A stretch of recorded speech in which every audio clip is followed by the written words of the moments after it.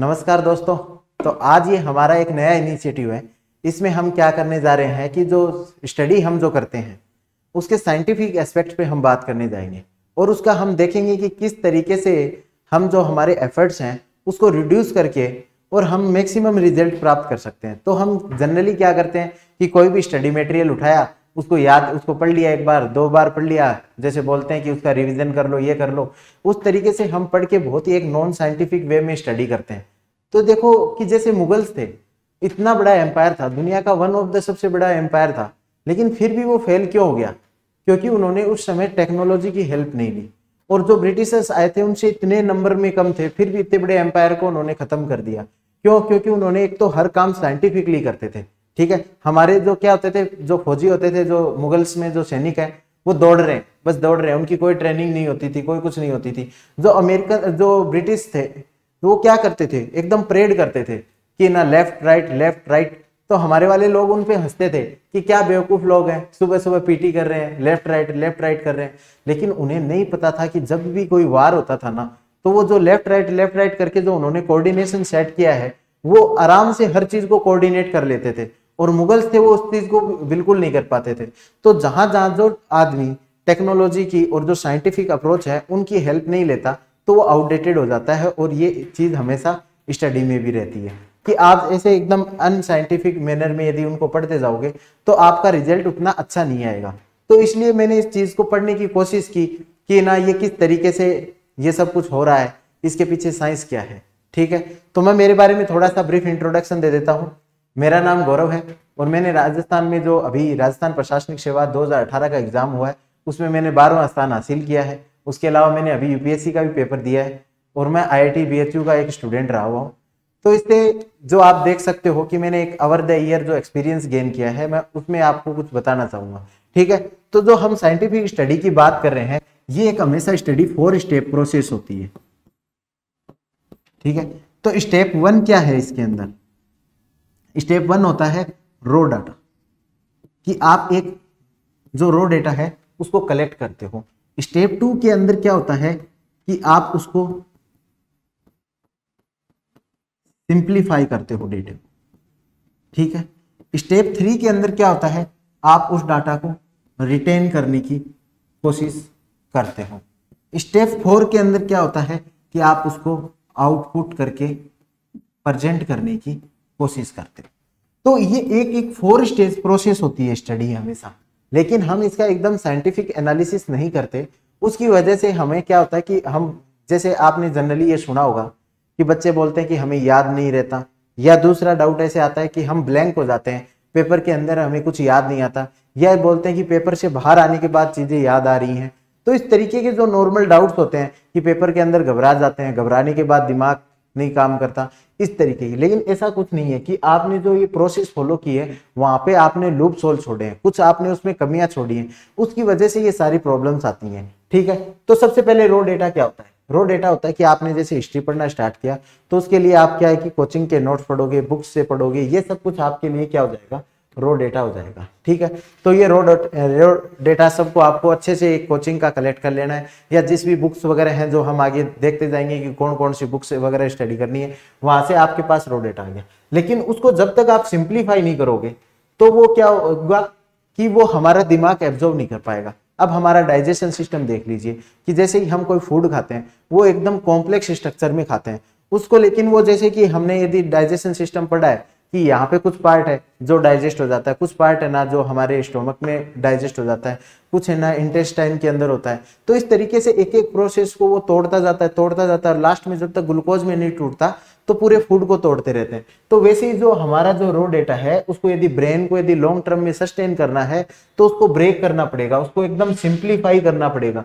जब वो raw data है वो एकदम सिंप्लीफाई हो जाएगा तो दिमाग के लिए काफी इजी होगा उसको याद करना, रिटेन करना। तो अब हम क्या करते हैं कि बहुत इस रॉ डाटा को सीधा रिटेन करने की कोशिश करते हैं, एक स्टेप मिस कर जाते हैं। इसीलिए जो बच्चे बोलते हैं कि हमें याद नहीं होती चीजें, या हम याद नहीं कर पाए, या थोड़े टाइम के बाद भूल गए, तो उसका एक मेन कारण ये होता है। तो सिंप्लीफाई कैसे करें? इसके लिए आप नोट्स मेकिंग कर सकते हो, आप उनको नोट्स का यूज करो, और उसमें जो आजकल जो टेक्नोलॉजी है उनका आप है ना इनोवेटिव यूज करो। ऐप के अंदर कुछ लिख लिया, कुछ डायग्राम बना लिए, फ्लो डायग्राम बना लिए, या आपने मतलब मैपिंग कर ली, कुछ ग्राफ बना लिए, कुछ इक्वेशन बना ली, इस तरीके से आप यूज कर सकते हो। तो ये हो गया सिंप्लीफिकेशन ऑफ डाटा। जब आपने डाटा को सिंप्लीफाई कर लिया, अब आपके वो डाटा है वो आपका दिमाग रीड करने के लिए रेडी है कि ये डेटा को मैं आराम से पढ़ सकता हूं और इसको याद कर सकता हूं। अब उसको दिमाग को रिटेन करना है। अब आपने पढ़ा होगा कि जो ब्रेन होता है उसके पास दो प्रकार की मेमोरी होती है, एक शॉर्ट टर्म, एक लॉन्ग टर्म। तो हम जो चीजें पढ़ते हैं वो सारी शॉर्ट टर्म में ना इंक्लूड होती जाती है, तो उनको लॉन्ग टर्म में भेजना है। लॉन्ग टर्म में भेजने के लिए जो हमें साइंटिफिक मेथड्स हैं उनका यूज करना पड़ता है। तो उसमें से एक मेथड होता है रिवीजन। और रिवीजन भी कौन सा रिवीजन? Periodic revision. हम क्या करते हैं कि पीरियोडिक रिवीजन नहीं करते, एक टाइम उसको मतलब पूरा सब्जेक्ट पढ़ते हैं उसके बाद रिवीजन करते हैं।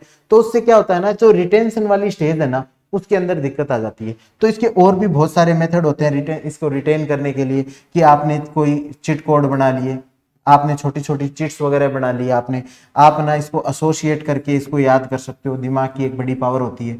उसके अलावा आप इसको किस तरीके से याद कर सकते हो, आप इसके शॉर्ट नोट्स बना सकते हो। शॉर्ट नोट्स के अलावा आप इसको और किस तरीके से रिटेन कर सकते हो अपने अंदर, इसमें है कि आप इसके डिस्कशन कर सकते हो उन टॉपिक के बारे में, कि किसी के साथ आपने डिस्कशन कर लिया तो आप उसको क्या कि ज्यादा अच्छे से रिटेन कर पाओगे। आप इनको इमोशंस के साथ कनेक्ट कर सकते हो, कि जैसे कि बचपन में यदि किसी ने थप्पड़ भी मारा है तो याद रहता है, क्यों? क्योंकि वो हमारे इमोशंस के साथ, गुस्से के साथ कनेक्ट हो गया। तो इन चीजों के याद करने के लिए, रिटेंशन के लिए बहुत सारे मेथड हैं। निमोनिक्स का यूज कर सकते हो, जिस तरीके से शॉर्टकट बना लेते हैं हम। जैसे हम यदि कोई स्टडी कर रहे हैं, जैसे कुछ भी याद किया, जैसे पीरियोडिक टेबल याद करते थे उस टाइम पे निमोनिक्स बनाते थे, उस तरीके से निमोनिक्स बना के भी याद कर सकते हो। और रिटेंशन के बहुत सारे मेथड है, उनके बारे में हम फर्दर डिस्कशन कर लेंगे। फिर जो ये रिटेन किया हुआ है, अब उसको आउटपुट में भी तो बदलना है। आपके दिमाग में तो सब कुछ है, लेकिन आपने कभी ये फोकस ही नहीं किया कि उसको आउटपुट कैसे निकालूंगा, किस तरीके से यूज करूंगा। तो यहाँ पे ये बहुत बड़ी दिक्कत आती है कि हम जनरली ये सुनते हैं कि ये बच्चा बहुत इंटेलिजेंट था, इसको सब कुछ याद था, लेकिन इसका सिलेक्शन क्यों नहीं हुआ? क्योंकि वो रिटेंशन स्टेज पे जाके उसने अपनी जो स्टडी है उसको छोड़ दिया। एक स्टेप यदि वो और आगे चला जाता, आउटपुट की स्टेज पे चला जाता, तो उसका रिजल्ट बहुत अच्छा था। तो आउटपुट कैसे निकलता है? तो आउटपुट निकलता है कि आप ना टेस्ट सीरीज लगाएं। आप बार बार टेस्ट सीरीज लगाओगे तो आपके दिमाग में जो नॉलेज है उसको आप कितना निकाल पा रहे हो उसको देखना। जैसे कि आपने यदि एक कोई भी नॉर्मल है, क्लाइमेट चेंज के लिए भारत सरकार ने क्या क्या कदम उठाए, उसमें से आप क्या करोगे, 2-4 लिख के आ जाओगे। फिर घर पे आके देखो कॉपी में तो 5 लिखे हुए थे, लेकिन मैं 2-4 ही क्यों लिख पाया। आप उस पर विचार करोगे, वो टॉपिक अगली बार के लिए याद हो जाएगा।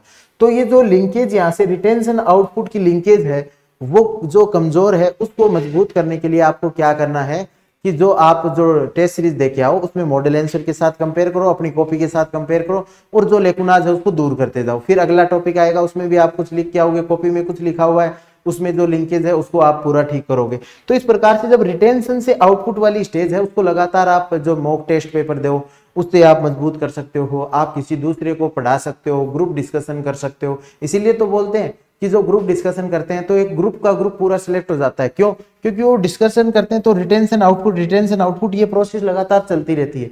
तो एक वो जो लिंकेज है वो एक बहुत मजबूत हो जाता है। तो मैंने जो ये सीखा है पिछले कुछ सालों में, तो मैंने जो यही सीखा है कि ये एक साइंटिफिक प्रोसेस है, और उसमें इस चैन को जितना ज्यादा हम फॉलो करते जाएंगे तो वो उतना ही ज्यादा अच्छा परफॉर्म कर पाएंगे हम एग्जाम के अंदर। तो यही 3-4 विषय, रो डेटा, बहुत अच्छा रो डेटा हमेशा कलेक्ट करना चाहिए। क्योंकि आपने यहाँ पे नोट्स गलत सेलेक्ट कर लिए ना, तो उसके बाद चाहे आप इस प्रोसेस में कितना भी अच्छा करो, नहीं कर पाओगे आप। तो रो डेटा अच्छा होना चाहिए, फिर उसको सिंप्लीफाई करो। अब कुछ लोग बोलते हैं कि भैया आपके हमें नोट्स दे दो, लेकिन वो मेरे हिसाब से सिंप्लीफाई किए हैं। आप सीधा इस स्टेज में आओगे ना तो आपने साइंटिफिक प्रोसेस को तोड़ रहे हो, तो फिर आपके यहाँ पे भी कुछ दिक्कत आने वाली है। अब उस सिंप्लीफाइड डाटा को रिटेन करने की भी कोशिश करो, उसको याद करने की कोशिश करो। बहुत सारे लोग बोलेंगे कि याद मतलब कि एक रीडिंग ऐसे लगा लो, दूसरी रीडिंग ऐसे, नहीं, उसको याद करने की कोशिश करो अपने अंदर। उसके जो भी जितने भी साइंटिफिक एस्पेक्ट हैं उनके ऊपर हम और बात कर लेंगे चाहे।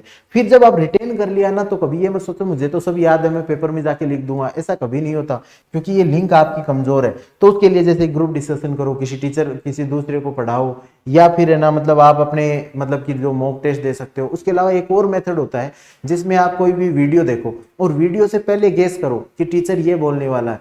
तो यदि वो सेम बोल रहे हैं तो आप सोचो कि वाह यार, मैं ना मतलब रिटेंशन से आउटपुट की स्टेज में आ चुका हूँ।